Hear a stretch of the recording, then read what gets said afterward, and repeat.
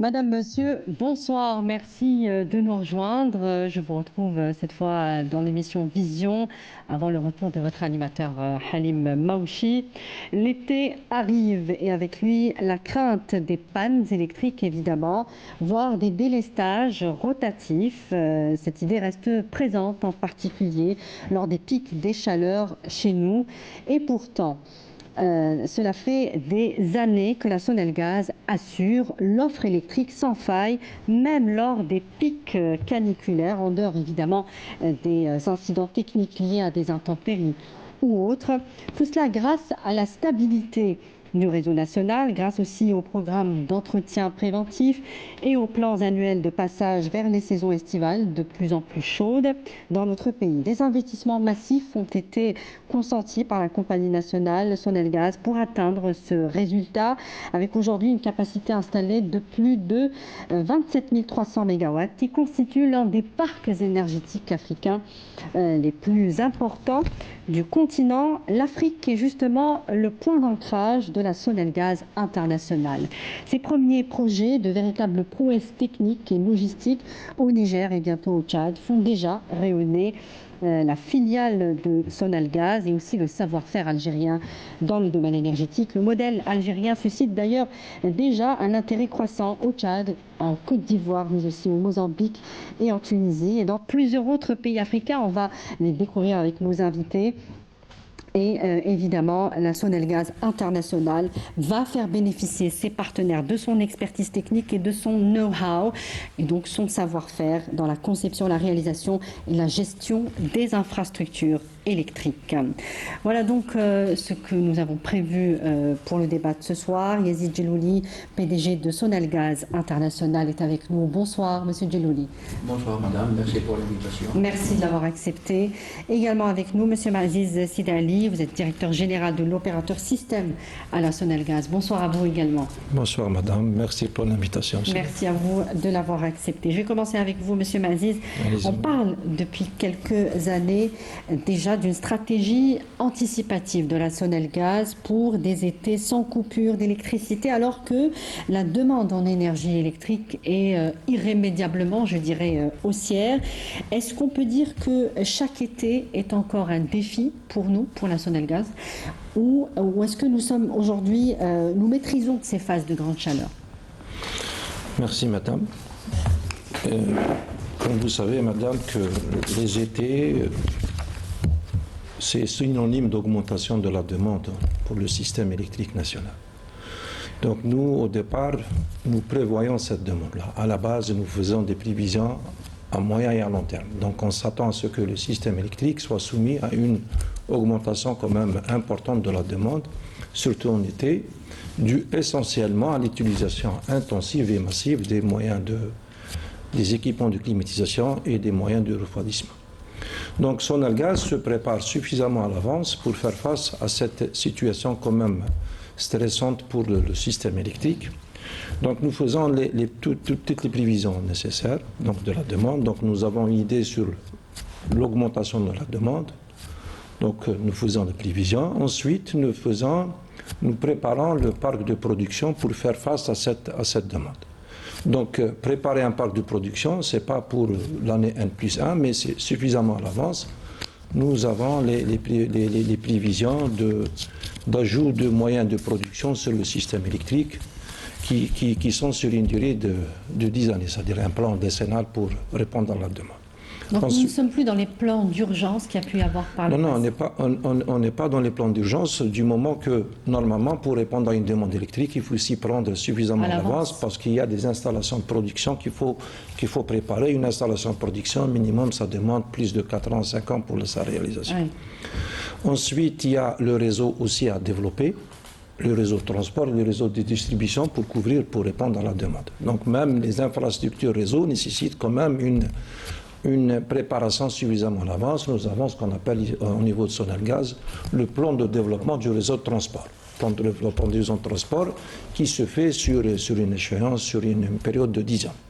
Donc nous connaissons très bien... Vous êtes dans une stratégie prospective Et anticipative, c'est bien ça. Voilà, voilà, madame. Donc, Continuellement. Continuellement, parce que le réseau il est dynamique, la demande ne cesse pas d'augmenter. On va en parler de cette consommation Oui. galopante. Je voulais juste revenir par rapport à l'idée du délestage qui peut rester peut-être dans certains esprits. Alors, il faudrait peut-être expliquer la différence entre le délestage et les pannes ou les incidents qui peuvent survenir sur les réseaux électriques, qui peuvent parfois durer, si elles sont importantes, notamment dans le sud du pays par exemple, et dans certaines contrées où il fait extrêmement chaud. Et donc, juste pour confirmer avec vous ce soir que le délestage rotatif n'existe plus en Algérie depuis quelques années maintenant. Oui, depuis des années, madame, le terme de délestage chez nous, à Sonalgaz, on n'utilise plus, madame. Donc, parce que... Dans le jargon de la Sonalgaz, il n'existe plus. Il est déjà aboli. Voilà. Oui. Donc, le terme délestage, il n'est plus utilisé au niveau de Sonalgaz. On parle peut-être de réduction de charge, momentanément, pour faire passer une panne électrique sur le système. Donc, le délestage, il est synonyme de manque de capacité de production. On n'est pas dans cette situation, madame. Donc, on a préparé le parc de production pour répondre à la demande, avec les marges de réserve nécessaires pour faire face aux aléas sur le parc de production. Donc, n'importe quel système électrique, n'importe quel réseau, pas le fait qu'il est géographiquement étendu, il est soumis à des aléas climatiques, Oui. Donc il sera soumis à des perturbations. Ces perturbations, peut-être, des fois, ça engendre des coupures, des fonctionnements des moyens de protection pour protéger le réseau, momentanément, pour sauvegarder le réseau. Ensuite, on reprend l'alimentation de la meilleure façon. Donc ce sont des coupures préventives un petit peu.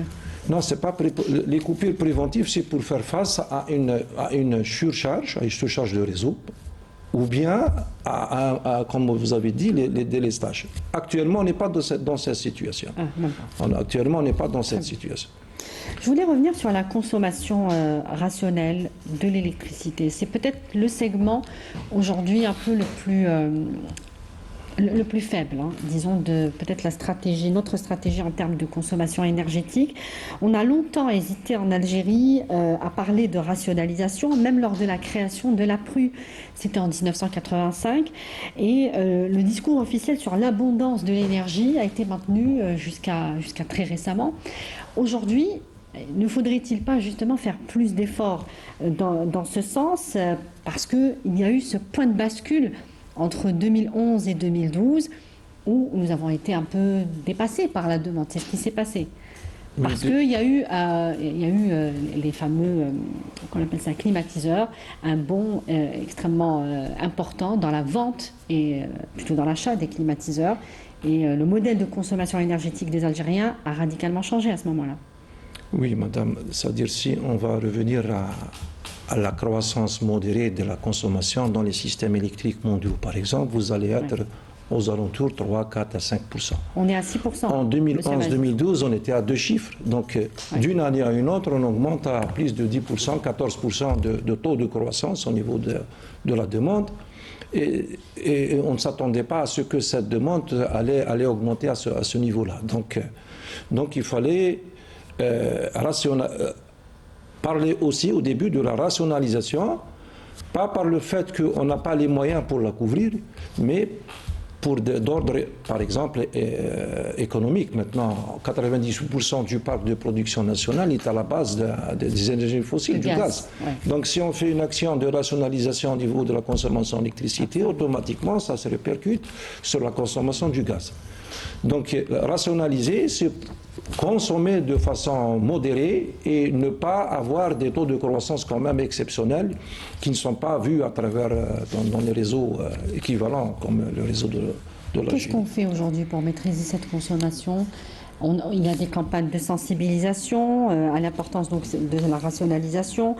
Il y a aussi la réduction des pertes sur les réseaux, la tarification incitative, mais ça semble avoir des effets extrêmement réduits. Vous savez, madame, le confort a son prix. Au jour d'aujourd'hui, nous payons le prix de ce confort qu'on a donné à nos citoyens. Nos citoyens se sont habitués à un certain luxe, à vrai dire, dans l'utilisation de l'énergie. Il faudrait que petit à petit, on essaye de changer Il faudrait que petit à petit, on essaie de changer ce modèle de consommation et qu'on incite les gens par la tarification, oui, peut-être mettre deux ou trois tarifs différents par période, par moment. Peut-être inciter les gens à avoir des brides sur leur compteur pour ne pas dépasser une certaine consommation quand on est sur des paliers. Donc on n'a pas exploré encore toutes les pistes. Il y a toujours des pistes à explorer pour essayer de rationaliser. Transformer un petit peu le modèle de consommation. Il y a la conscience de l'Algérien aussi. On ne met pas un climatiseur pour dormir avec une couette. On met un climatiseur pour se rafraîchir. Hein? Donc il faudrait peut-être travailler sur tout ça, sur la construction, et avoir des constructions un peu moins carnivores en énergie que ce qu'on fait au jour d'aujourd'hui, l'isolation. Tout ça amène à économiser de l'énergie et à favoriser la réduction de la consommation des gaz et des énergies fossiles. Et donc c'est une politique nationale qu'il faut mettre en place, et pas uniquement au niveau de la Sonelgaz, c'est pas ça. Mais c'est une politique nationale. Donc, elle n'est pas encore... Il y a plusieurs leviers pour rationaliser la consommation ou bien maîtriser la demande. C'est beaucoup plus, c'est maîtriser la demande. Il y a par exemple le choix des équipements. Les équipements, il ne faut pas qu'ils soient énergivores, c'est-à-dire donc à la base, le citoyen il doit normalement s'équiper des équipements qui consomment le moins possible pour un rendement qui est le même. Mais le citoyen s'équipe avec ce qu'il trouve un peu dans les marchés, donc pour le choix des équipements, je réponds un peu à votre... Je suis en train de parler des leviers pour maîtriser la demande. Il y a la rationalisation à travers les équipements énergivores. Maintenant, c'est-à-dire avoir toute la politique pour avoir ces équipements-là disponibles pour le citoyen. Ensuite, choisir le moment de consommer, par exemple. C'est-à-dire, lorsque vous regardez la consommation quotidienne, nous passons par des creux de consommation qui sont la nuit, à la fin de la nuit, le début de la matinée, nous avons des pics journaliers, nous avons des pics le soir. Si maintenant le citoyen adopte un comportement où il va, par exemple, décaler quelques consommations sur des périodes où la demande elle est moins chargée, là, on parle de maîtrise de la demande. C'est beaucoup plus ça. Et donc ça passe par la sensibilisation, les campagnes. Oui, il y a un travail de sensibilisation qu'il faut faire et sensibiliser les citoyens pour lui dire si ce comportement-là il est réalisé peut-être à un certain niveau de pourcentage, quel est l'impact sur l'investissement? C'est-à-dire on peut avoir la réduction des investissements qui coûtent très cher en termes de production et en termes de réseau de transport. Absolument. Voilà. Alors justement, en termes d'équipement, la Sonelgaz a pu atteindre ces résultats aujourd'hui et ce confort qui est offert aujourd'hui aux citoyens.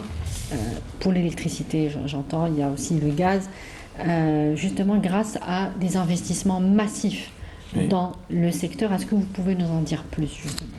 Oui, chaque année, Sonelgaz prépare ce qu'on appelle le programme de passage de l'été. C'est-à-dire, donc, on va essayer de couvrir le pic de consommation à travers la réalisation de plusieurs projets.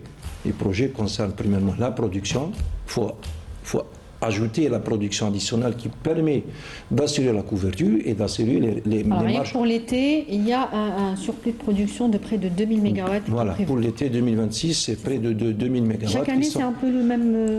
Aux alentours de entre 1000, 1500 jusqu'à 2000 MW,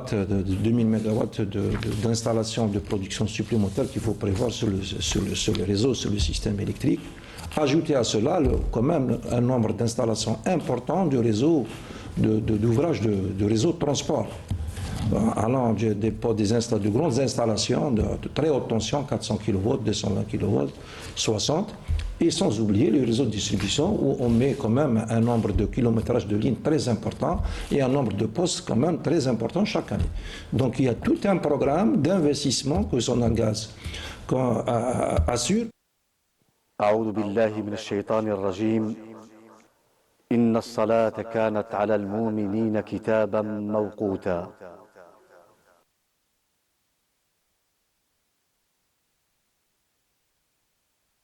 الله أكبر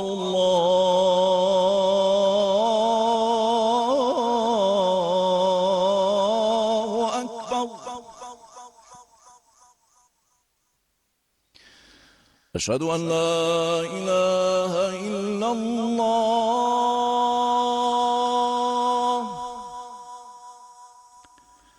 أشهد أن لا إله إلا الله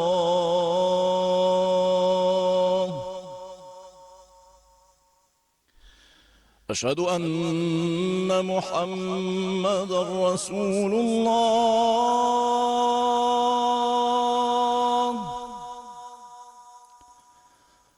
أشهد أن محمدا رسول الله حي على الصلاة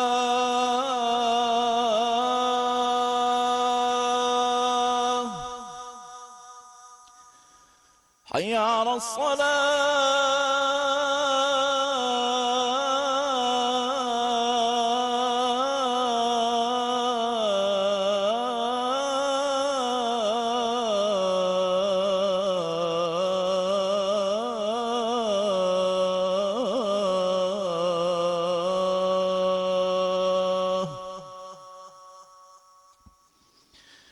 حي على الفلاح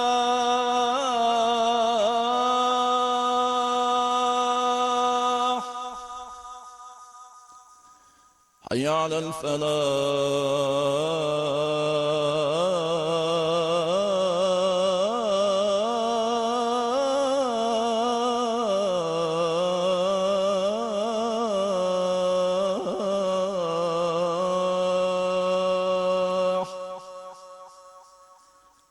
الله أكبر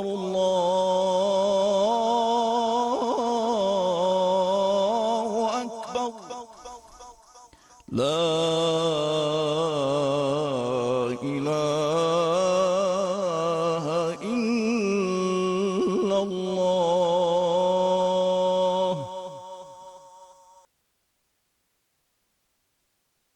اللهم رب هذه الدعوة التامة والصلاة القائمة آت محمدا الوسيلة والفضيلة وابعثه مقاما محمودا الذي وعده. L'investissement que Sonangaz assure pour le passage de l'été, des étés, par exemple pour 2026, 2025, c'est le cas de chaque été de chaque année. Et justement, chaque été, nous avons connu pratiquement chaque été des pics records depuis quelques années, depuis 2022, 2021-2022, c'est bien ça, où le pic a commencé à devenir inquiétant, à un peu plus de 16 000 mégawatts, c'est bien ça? Non, les pics qu'on a, je vais vous donner un exemple. Par exemple, l'année passée, en été 2025, on est allé jusqu'à 20 628 mégawatts. Oui. 20 628 mégawatts, donc quand même un pic record, et on s'attend à cet été-là à ce qu'on dépasse les 21 000, les 21 500, dans le cas où on aura un été quand même à température caniculaire sur le territoire national comme celui qu'on a vécu en 2023. Quand même, on a une augmentation très très très importante de la consommation.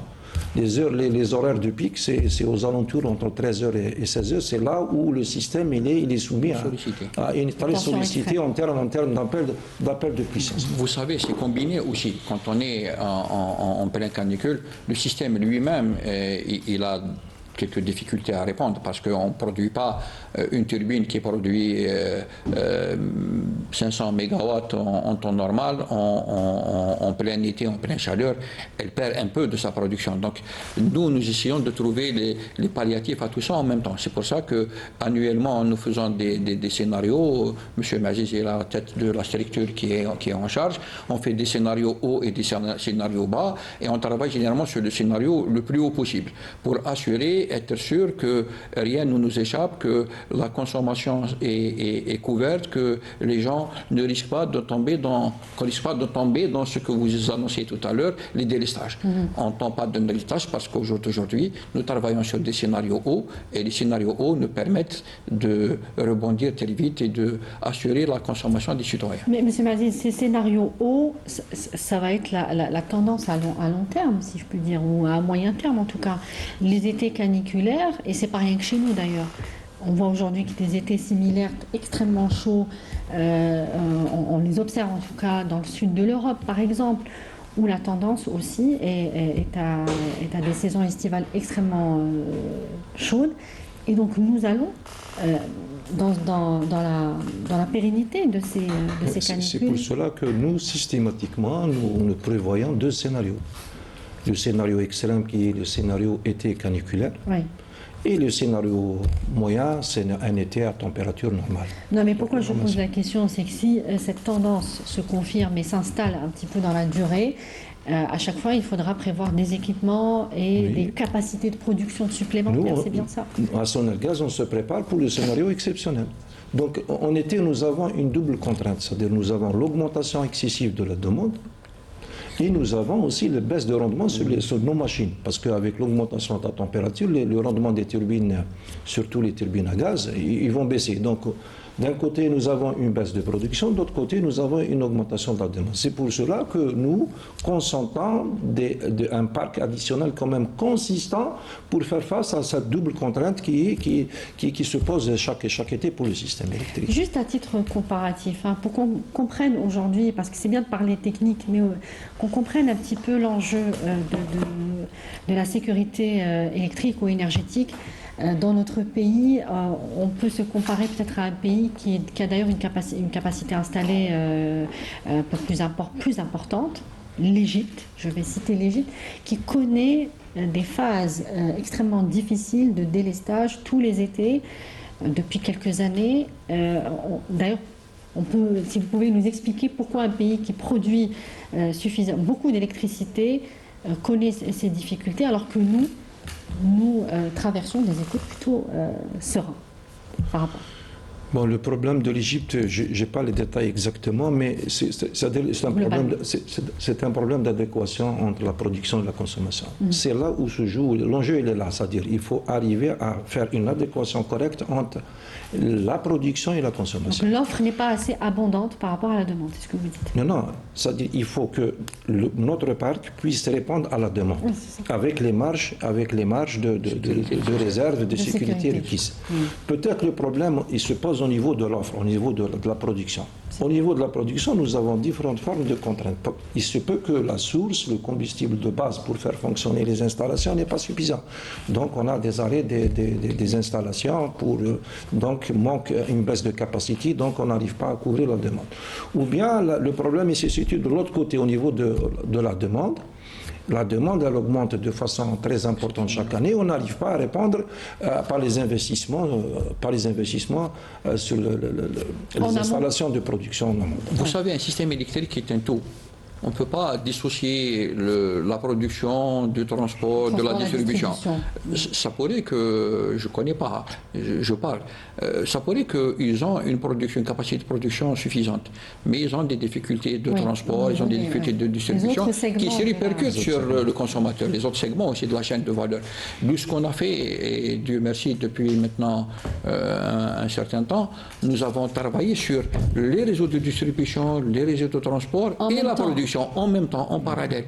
Nous avons démultiplié les postes moyenne basse tension et chaque année on en augmente. Donc on a amélioré tout ce qui manquait chez les citoyens, les baisses de tension, les chutes de tension. La distribution a beaucoup travaillé. Ensuite les réseaux de transport, on a beaucoup développé. Maintenant on est sur une interconnexion. L'interconnexion se fait. On va en parler. On va y arriver. C'est un grand projet effectivement sur lequel travaille actuellement la Sonelgaz. Je vous laisse terminer. Donc et on a travaillé aussi sur la multiplication de postes de haute tension. Donc on est sur chaque année on avance et chaque année on démultiplie les postes, ce qui met l'aisance de la distribution. Donc on distribue aujourd'hui, on transporte mieux, on distribue bien et on produit suffisamment. C'est pour ça qu'on a cette aisance. Alors, justement, dans le sud du pays, on a parlé de l'Égypte, le sud du pays est dans les conditions climatiques un peu comparables, extrêmement chaud. Il faut des capacités de production, mais aussi des équipements spécifiques. C'est bien ça. Au niveau du site, c'est le cas. Nous avons installé côté production des turbines à gaz suffisamment pour couvrir la demande. Effectivement, la problématique se pose pour l'équilibre entre la production et la consommation. Par exemple, je prends le cas, comme vous avez cité tout à l'heure, le système électrique de Piat, de pôle Insalah, Hadrar et Timinoun.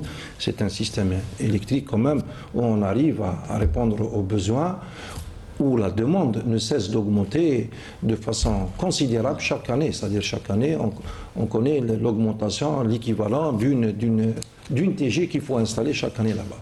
Mais heureusement qu'on a une marge de sécurité très importante.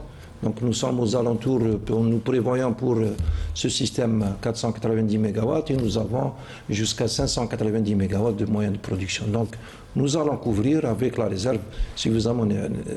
Pourquoi ce pôle, puisqu'on aborde effectivement ce projet, pourquoi ce pôle donc à double ligne de haute tension de 400 kV, c'est bien ça, qui va être réalisé par les moyens nationaux? Ça aussi c'est une question importante.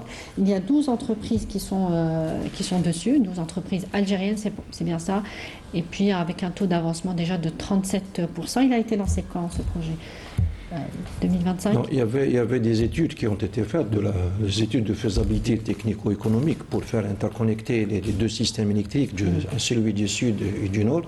Techniquement, nous avons fait toutes les études nécessaires et nous avons vu qu'on peut interconnecter un réseau qui se situe à une grande distance par rapport au réseau interconnecté nord. D'accord? Donc il y a une distance de 780 km. Oui, donc il faut aller réaliser une interconnexion. Pourquoi, M. Mani? Premièrement, pour sécuriser l'alimentation du réseau sud, parce qu'on peut l'alimenter à travers le nord. Aussi, optimiser la production, parce que nous avons, au niveau du réseau nord, nous avons les installations cycles combinés qui consomment moins de gaz, donc nous allons mutualiser les moyens de production pour produire 1 kWh au moindre coût possible, que ce soit pour le sud ou bien pour le nord. Et l'interconnexion aussi assure la sécurité de l'alimentation. Interconnecter un réseau qui se situe au niveau de l'Algérie. Il ne faut pas laisser le sud quand même comme ça. Quand même, il est devenu quand même important. Donc, il faut penser à son interconnexion. C'était un système effectivement autonome, c'est bien ça, oui, dans le sud. C'est un système, on ne va pas dire autonome, mais c'est un système interconnecté. Nous avons un réseau de transport là-bas, nous avons un parc de production là-bas, nous avons un réseau de distribution là-bas. Donc il fallait, puisqu'il a quand même, le système il a évolué en termes de taille, en termes de capacité, donc il faut rapprocher. Combien de l'interconnecter? Il faut l'interconnecter avec le monde. Vous savez, idéalement, si on arrive idéalement, c'est d'avoir pratiquement une plaque de cuivre ou tout circuit. C'est comme si on a une plaque de cuivre. Oui. Plus on est connecté, plus on peut mettre nos moyens mutualisés. Plus c'est l'avantage qu'ont les Occidentaux. Ils sont pratiquement sur des plaques de cuivre. Ils sont interconnectés entre les pays, entre les villes, tous les moyens de production sont interconnectés. Si on arrive à interconnecter toute l'Algérie un jour, tous les réseaux... Après, c'est une question de taille aussi. De taille, bien sûr. Nous sommes sur un continent, pas sur un pays. Ouais, un pays extrêmement grand. Non. Et donc, les enjeux, enfin, les moyens ne sont pas les mêmes, évidemment, pour mettre ce que dit M. Djilouli en place, cette plaque de cuivre. Oui, parce que madame, interconnecté sur une longueur quand même importante, ça pose des défis techniques quand même de fonctionnement des systèmes. Donc il fallait faire toutes les études nécessaires pour assurer qu'une fois interconnecté, le système va fonctionner de façon sûre pour le nord et pour le sud. Donc l'étude a été faite. Et les travaux de réalisation de cette interconnexion ont été lancés en 2023. Maintenant, nous assistons à 2025. En 2025. En 2025. Oui. Non, le lancement du projet de l'interconnexion en 2023. Oui. Donc en 2025, nous prévoyons la mise en service de l'interconnexion en 2027. Donc nous allons avoir le réseau Insalah, Hadar, Tamarasat, Timimoun interconnecté avec le réseau interconnecté. Donc on aura un seul réseau. Non, on aura un seul réseau. Parce qu'il y a aussi ce qu'on appelle les réseaux du Sud. Il y a le PIAT, mais il y a aussi PIAT, c'est-à-dire le pôle Insalah, Adrar, Tamarasset, et aussi les réseaux du Sud. Les réseaux du Sud, c'est des réseaux autonomes, c'est des réseaux de grands sites, c'est des réseaux autonomes. Nous avons de la production qui est directement connectée avec le réseau de distribution. Et là, nous adoptons des critères de fiabilité quand même complètement différents par rapport au nord. Et là, ils ne Donc, sont pas concernés par l'interconnexion. pas encore, madame. Pas C'est-à-dire, une fois qu'on interconnecte le réseau. C'est une première expérience, et on cette va, et interconnexion. on va aller aussi vers interconnecter. C'est une première expérience, M. Maziz, en Algérie.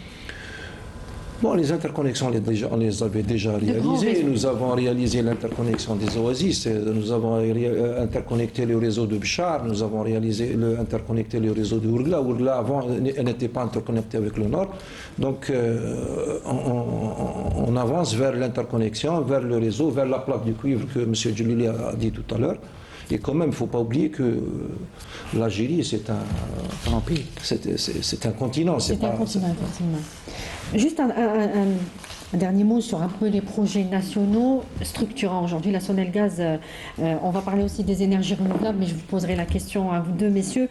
Il y a donc de grands projets similaires un peu au PIAT, je le disais, notamment sur le réseau ferroviaire nord-sud aussi. La Sonelgaz accompagne ces projets, réalisés encore une fois avec des compétences 100% algériennes. Oui, c'est-à-dire, lorsque les projets viennent, il y a les demandes de raccordement qui sont adressées à Sonelgaz. Le Sonelgaz fait les études nécessaires en coordination avec la ANESRIF. Et il y a toutes les études sont une fois terminées, on attaque la réalisation. Il y a pas mal de projets à l'est, au sud-est, au sud-ouest qui sont déjà, les études sont déjà faites par Sonelgaz. Nous avons le grand projet de Adrar, Beledna. Donc nous avons fait toutes les études. L'agriculture, évidemment. Les périmètres agricoles qui commencent à se développer au niveau du sud. Oui. Donc nous avons fait toutes les études nécessaires pour leur raccordement et les travaux de réalisation des ouvrages de raccordement sont lancés au niveau de la Sonelgaz. Très bien. On va passer à vous, Monsieur Djelili. Concernant la Sonelgaz internationale, on peut dire que cette jeune filiale n'a pas eu de période d'essai. Dès sa création, elle a lancé des projets importants au Niger et aujourd'hui au Tchad. 2 centrales électriques, mais 2 défis différents, même si on parle de la même capacité de production. Oui, même s'ils sont similaires, ils n'ont pas les mêmes environnements. Donc, même si on est en Afrique, le Niger, c'est le Niger avec ses particularités. Et le Tchad, c'est le Tchad, c'est ses spécificités. Donc, on est sur deux. C'est plus compliqué au Tchad, franchement. Franchement, c'est un peu plus compliqué, oui. C'est un peu plus compliqué techniquement, d'abord. Ils ont un réseau un peu plus faible, donc nous devons apporter un peu plus. Plus faible que le Niger? Oui, le réseau au Tchad, il est un peu plus faible que le Niger. Techniquement, nous avons d'autres défis au Tchad que ceux que nous avions eu au Niger, mais rien n'est impossible. L'exploit que nous avons réalisé nous, au Niger, on compte de le faire au Tchad. Avec les mêmes délais? Pourquoi des délais aussi courts d'ailleurs? Moins de 3 mois, c'est bien ça pour la réalisation? C'est moins de 3 mois pour la réalisation de la centrale. C'est extrêmement rapide. On a même parlé de prouesse logistique, d'un pont aérien. Pourquoi aussi court? C'est court, c'est parce que nous voulons faire vite, d'abord. Oui, Nous obéissons aux règles que notre hiérarchie nous dicte de faire. Donc c'est une réponse directe de l'Algérie d'abord au Niger, c'est montrer notre existence, prouver qu'on est là, c'était pas aussi facile que ça, mais le projet en lui-même, en sa globalité, la prouesse, elle est dans tout ce qu'on a fait, depuis les études, les reconnaissances, le transport de matériel, le montage sur place, la préparation du terrain jusqu'à la mise en service. C'est toute la chaîne qui a bien fonctionné. Donc, mais les études étaient là un peu avant quand même. Même pas? Pas là. C'est nos équipes qui se sont déplacées sur place, qui ont fait... Non, quand je dis que les études avaient été faites longtemps avant, ou ça s'est fait Non, on n'a rien fait longtemps, rapidement. Je vous dis, au Tchad, il y a un mois, j'étais au Tchad à la tête d'une équipe qui a pris en charge la reconnaissance du terrain, les études préliminaires. On rentre sur Alger, on a fait nos études, on les transmet à la partie tchadienne pour les approuver et commencer à les mettre en œuvre pour la partie qui les concerne. Et juste après, on a entamé les choses. C'est comme ça qu'on travaille aujourd'hui. D'abord, c'est des équipements qu'on connaît aussi. L'avantage que nous avons... Ce sont des équipements algériens aussi? Voilà. C'est des équipements, les turbines ne sont pas algériennes. Non, Les non, turbines. je parle de Le reste du matériel, câblage. les câblages, les connexions, les tubes, les vannes, tout ça, il est fait chez nous. C'est quoi? C'est 90% de l'équipement. En dehors des turbines. En dehors du turbine, c'est pratiquement du 100% algérien. En dehors du turbine, c'est pratiquement du 100% algérien. Tout est fait chez nous. C'est des entreprises, que ce soit privées ou publiques algériennes, qui nous alimentent. Et donc, on prend tout, on charge tout. On a appris, maintenant on a Donc appris. il va y avoir ce pont aérien. On l'a commencé déjà. On l'a commencé Voilà, déjà. vous avez commencé. On l'a commencé Et déjà. donc ça va se faire pour les délais. Je reviens pour le délai. Pour les délais, on L'exécution. travaille pour être dans les mêmes délais. D'abord, déjà, on ne va pas baisser la barre. On va essayer de la On va faire faire- monter un peu. voilà. On va essayer de la faire Voire monter un mieux, peu. donc. Essayer de faire mieux, C'est au mieux, tout ce qu'on vous d'essayer de souhaite. faire au mieux. Avec toutes les conditions que nous avons, nous allons essayer d'être au mieux. Maintenant, nous sommes déjà à pied d'œuvre. Réellement, nous sommes déjà à pied d'œuvre. Nous avons des équipes de supervision de la partie préparation du terrain qui sont là-bas, qui travaillent. La préparation du terrain, elle est déjà entamée. Le transport du matériel a déjà été entamé en bonne partie. Nous sommes sur un vol qui a atterri il y a à peine 2-3 heures à N'Djamena. Et ça va se poursuivre. On espère commencer. Les équipes de montage, on se projette pour commencer durant le mois de juillet. Ouais. Donc, si on arrive tout, on commence au mois de juillet et nous espérons faire la En même plus, vous allez progression. travailler en plein été, monsieur Dieudonné. Oui, Ça va être l'été. extrêmement rude, mais c'est vrai. Ce sont des conditions climatiques aussi qui impactent directement. Oui, qui le impacte les travail. rendements des travailleurs sur place. et qui nous mettent dans des situations de gêne par rapport aussi à certains types d'essais et d'équipements qu'on ne peut pas essayer comme on veut. On ne va pas travailler la soudure, donc on va avoir un peu de ralenti sur certains types de travaux, mais nous avons l'expérience. Oui. Alors justement, il y a donc la réalisation de centrales électriques, mais aussi la mise en place de réseaux de transport d'électricité à très haute tension, l'acquisition d'équipements aussi et de matériel électrique. Est-ce que d'ailleurs c'est le but un peu aussi d'exporter ces équipements algériens vers le Tchad, le Niger désormais? Vous savez, au jour d'aujourd'hui, ce que nous sommes en train d'offrir à nos amis africains, c'est un package, un partenaire africain, c'est un package complet. Donc, quand on parle de la TG du Niger ou du Tchad, on a commencé par former leurs agents d'abord. On a commencé la formation des agents qui doivent intervenir ou prendre en charge l'exploitation de la centrale de N'Djamena ont déjà été formés chez nous.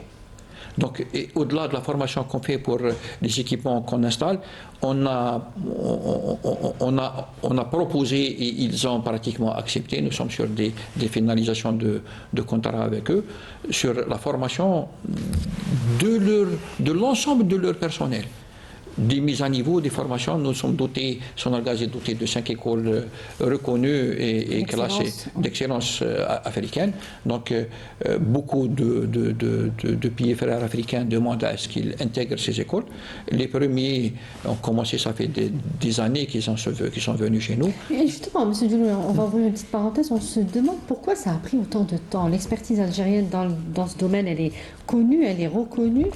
En Afrique, il y a ce besoin aussi de ces installations énergétiques stratégiques. Pour le Niger, c'est 20% de capacité de production aujourd'hui dans un pays qui connaît des difficultés à ce niveau-là. Pourquoi ça a pris autant de temps selon vous? Bon, ça a pris beaucoup de temps parce que par moment nous hésitons, par moment eux ils sont hésitants. Pas forcément avec le Niger, mais avec d'autres pays. On verra qu'il y a des partenariats qui sont en gestation. Oui. Au jour d'aujourd'hui, vous savez, à un moment donné, nous étions un peu plus occupés par ce qui se passait chez nous. Oui, c'est vrai. On est passé par des phases où on avait besoin d'accélérer des programmes de réalisation chez nous. Nos programmes de développement étaient tellement colossaux que ça nous prenait pratiquement tout notre temps. Et nous avons parlé en offre, M. Dieudonné, vous m'avez dit, nous nous sommes construits nous-mêmes à la Somalie. Bien sûr, bien sûr. On a attendu de l'aide à certains moments clés et nous avons dû le faire nous-mêmes. On l'a pas eu, on est parti tout seul. On est parti tout seul. Quand on a lancé les programmes des 4000 et des 8000, on était livrés à nous-mêmes. On avait de l'expertise étrangère qui était venue, qui a pris des marchés chez nous. On devait les surveiller, on devait connaître le produit qui nous amenait. Et là, ça a permis à nos techniciens, à nos ingénieurs de se forger. Et c'était là où on a pris un peu de poids et on a construit les équipes qui aujourd'hui sont en train de se déployer en Afrique. Alors, la Sonalgaz internationale va aussi proposer un accompagnement à ces pays donc partenaires dans le développement des capacités de production, l'amélioration des réseaux de transport, je le disais, de distribution. Alors, si les centrales étaient un don de l'Algérie, donc la centrale du Niger et du Tchad, cette expertise va être à un moment donné rémunérée, puisque les intérêts des deux pays, il faut qu'ils soient garantis. Bien sûr, stratégiquement, la stratégie qu'on est en train d'essayer de mettre progressivement en place, c'est en même temps, s'il y a don, on accompagne le reste, il doit être rémunéré. On ne peut pas tout offrir. Sur les études, plus ou moins, on est en train de faire des études de réhabilitation, de développement de réseaux au Niger et au Tchad, mais avec nos confrères. Pas seulement l'installation des TG, il y a le côté formation qui, lui, va être rémunéré, il y a le côté réhabilitation qui va être, lui, rémunéré, il y a le côté vente de matériel, parce que nous comptons installer 2 comptoirs. Nous sommes bien avancés sur les 2 parties, que ce soit au niveau du Niger ou du Tchad, pour installer 2 comptoirs de vente de matériel. Vous savez qu'en Algérie, il y a beaucoup de production de matériel. Sur la moyenne basse tension, nous sommes pratiquement à 100% d'autonomie. Nous assurons la chaîne de valeur de bout en bout. Sur la haute tension, on fait pratiquement 80% des produits sont fabriqués chez nous. Donc, nous allons installer des comptoirs qui permettront à travers Sonalgaz international, à l'ensemble des entreprises publiques et privées algériennes, de mettre le produit en vente au niveau du Niger et du Mali. Donc, nous allons être la passerelle pour la vente de ce matériel-là. Est-ce que le Niger ou le Tchad pourraient nous solliciter pour la réalisation d'autres stations éventuellement, oui, éventuellement. En discussion, non, mais des idées sont là. Au jour d'aujourd'hui, sur ce qu'on est, c'est beaucoup plus la vente de matériel, la formation, l'accompagnement pour l'expertise et beaucoup plus sur la réhabilitation de réseaux et la restructuration de réseaux de transport. Tout cela va prendre des années, M. Chloud. Oui. Il y a une ressource humaine qui est on va pratiquement, on est sur une ressource humaine permanente dans ces 2 pays. Permanente. Au jour d'aujourd'hui, nous avons des équipes au Niger et nous avons des équipes. Donc il y a un transfert de technologie, un transfert d'expertise. De savoir-faire et d'expertise. Qui est en train de se faire. Qui est en train de se faire. À travers la formation, l'accompagnement et l'amélioration de leur réseau. Absolument. Alors, en revanche, il y a bien des projets en gestation avec d'autres pays, puisque cette expertise et sans doute les délais dans lesquels a été réalisée la centrale au Niger a fait donc des émules et a suscité de l'intérêt. Aujourd'hui, d'autres pays sont intéressés, mais peut-être que les discussions ont commencé il y a longtemps, vous me direz, M. Djilouli, notamment avec un pays comme la Côte d'Ivoire, où on parle d'un projet solaire de plus de 1000 MW, c'est bien ça,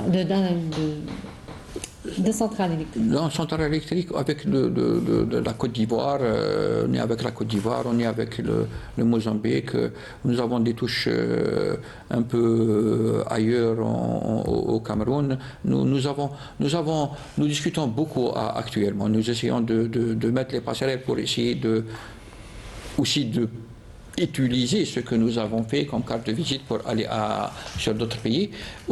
Avec la Côte d'Ivoire, c'est bien avancé. Avec la Côte d'Ivoire, nous allons avoir des équipes qui vont se déplacer dès la semaine prochaine. Donc c'est un package assez important. 1000 MW. Ils veulent une centrale à gaz de 1000 MW, de 1200 MW. Donc là, c'est un projet qui pourrait prendre combien de temps ? 5-6 ans. 5-6 ans. 5-6 ans. Ouais. Entre études, préparation et réalisation, il pourrait être dans les 5-6 ans, au mieux 4 années. Et là, nous sommes en capacité de le faire, monsieur Soumana. Nous sommes en capacité de le faire, oui. Vous savez, quand on dit on est en capacité de le faire, ça ne veut pas dire qu'on va tout faire nous-mêmes. C'est comme font toutes les multinationales. Oui. Quand ils viennent, ils sont Il y a des accompagnés, il y a des partenariats, partenariats, des joint ventures, il y a de l'accompagnement qui se fait. On travaille comme ils travaillent. D'ailleurs, nous avons beaucoup de partenaires aujourd'hui qui essayent de nous approcher pour aller avec nous sur des projets pareils. Alors là où il y a aussi, on va revenir sur, parce qu'il y a sans doute quelques petites exclusivités que vous pourrez nous donner. Il y a aussi des projets avec un pays comme la Libye ou la Tunisie, peut-être plus en termes d'IPP, ce que vous appelez les IPP. Alors ce sont des productions indépendantes, c'est bien ça, des producteurs indépendants d'électricité. C'est des producteurs indépendants Et là, en d'électricité. revanche, ce n'est pas un transfert de know-how ou de savoir-faire, mais là, c'est... alors, je vous laisse le soin de l'expliquer. Vous savez, la problématique, la grande problématique des pays africains au jour d'aujourd'hui, c'est la ressource financière. Et l'une des solutions qui peut remédier à la problématique financière des pays africains pour pouvoir accéder à l'électricité, c'est d'installer des IPP. L'IPP, c'est le constructeur, le propriétaire vient en société de projet, il installe une centrale de production, il prend de la matière première sur place, du gaz, du diesel, du soleil, il produit de l'électricité et il le vend au pays. Donc on vend carrément de l'électricité. Et ça, c'est un des leviers sur lesquels nous réfléchissons et travaillons, peut-être pour développer dans certains pays africains où les besoins sont là et les financements n'arrivent pas. Donc ça pourrait être pour nous une solution pour pouvoir aller investir, gagner de l'argent et donner de l'électricité à ces gens-là. Alors, l'un des premiers pays qui est intéressé par ces IPP serait la Tunisie. La Tunisie, la discussion serait plutôt avancée. La Tunisie, leur dernier passage en Algérie. Sachant que nous vendons déjà de l'électricité, combien, 500 mégawatts 500 mégawatts, on met du 500 mégawatts, 500, 600. Tout d'abord, il y a un contrat commercial d'échange avec la compagnie d'électricité de la Tunisie, Aztec.